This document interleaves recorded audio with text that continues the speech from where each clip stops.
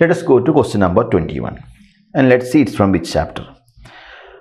So it's from same topic, moving charge and magnetism, and let us see what is there in the question. Two circular coils P and Q of 100 turns each have same radius pi centimeter.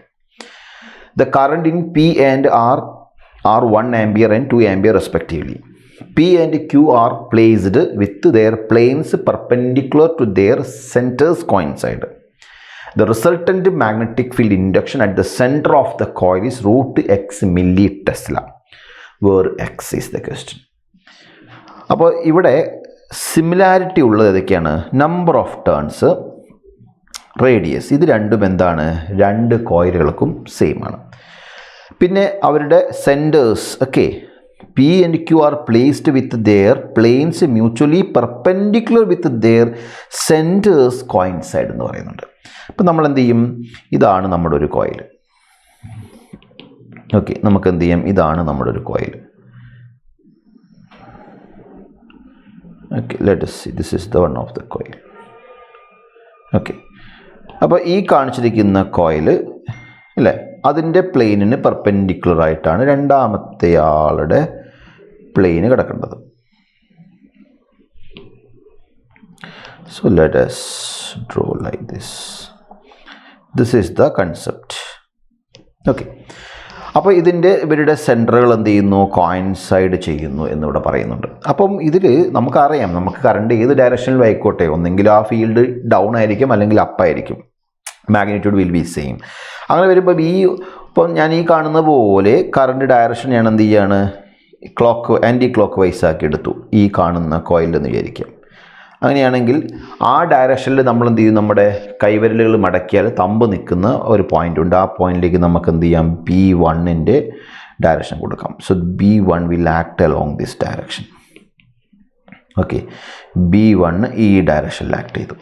ഇതേപോലെ നമുക്ക് എന്ത് ചെയ്യാം? Anti clock ഡയറക്ഷനിലാണ് നമുക്ക് രണ്ടാമത്തെ എന്താണ് ഇതിൻ്റെ കേസിൽ നമ്മൾ. അപ്പോൾ ഇത് നമ്മൾ കൊടുത്തു കഴിഞ്ഞാൽ അതിൻ്റെ ഡയറക്ഷൻ എങ്ങോട്ടായിരിക്കും? നേരെ തിരിച്ച് ആ രണ്ടാമത്തെ കോയിലിൻ്റെ കേസിൽ ഇതേ ഡയറക്ഷൻ ആയിരിക്കും.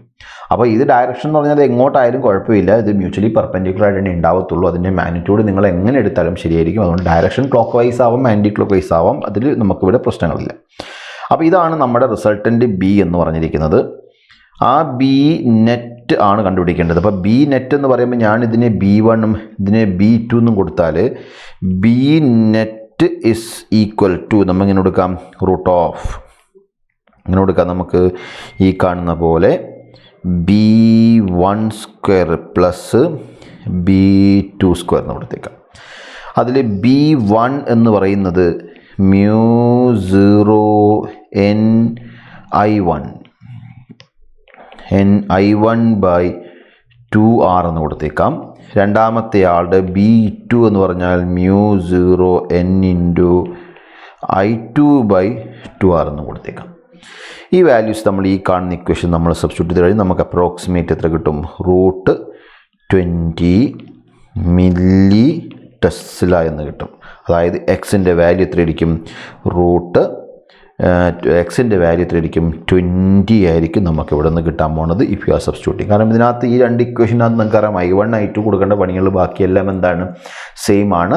അപ്പോൾ നിങ്ങൾക്ക് കോമൺ ആയിട്ടുള്ള ടേംസിനെ എല്ലാം പിടിച്ച് പുറത്ത് കളയാം. അതുപോലെ തന്നെ നിങ്ങൾക്കറിയാം μ0ൻ്റെ വാല്യൂ ഇവിടെ തന്നിട്ടുണ്ട്, 4.10 തന്നിട്ടുണ്ട്. You can substitute A number of turns തന്നിട്ടുണ്ട്. ഓക്കെ, റേഡിയസ് പൈ എന്ന് കൊടുത്താൽ മതി. അപ്പോൾ ആ രീതി നമ്മൾ ചെയ്ത് കഴിയുമ്പോൾ നമുക്കറിയാം ഇവിടെ പൈ എല്ലാം കളഞ്ഞു വളരെ ഈസി ആയിട്ട് നമുക്ക് എന്ത് ചെയ്യാൻ പറ്റും? ഈ സൊല്യൂഷൻ എടുക്കാൻ പറ്റും. So this is answer to the given question.